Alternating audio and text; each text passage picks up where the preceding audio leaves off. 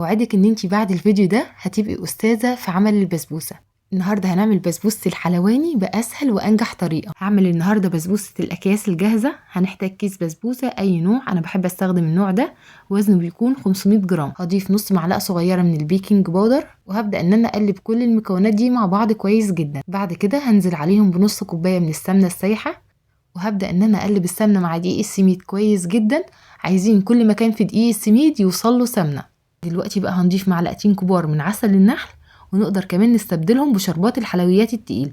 نقلب بقى العسل كويس جدا مع باقي المكونات لغاية ما يختفي تماما. دلوقتي بقى هنضيف نص كوباية من الحليب. الحليب هيكون بحرارة الغرفة، وهبدأ ان انا اقلب البسبوسة بالشكل اللي انتوا شايفينه ده. نقلب من تحت لفوق كده من غير ما نعجن خالص. نوزع بقى خليط البسبوسة في الصينية كويس جدا. بعد كده هندخلها فرن سابق التسخين على درجة حرارة 200.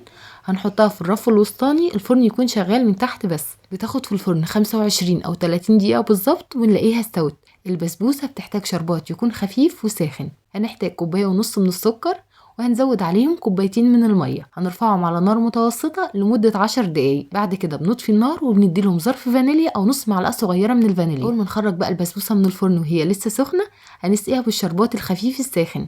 عايزة أقول لكم بقى إن طعمها حلو جدا، مرملة وطرية وبتدوب ذوبان. جربوها بالطريقة دي وأنا متأكدة إن هي هتعجبكم جدا جدا.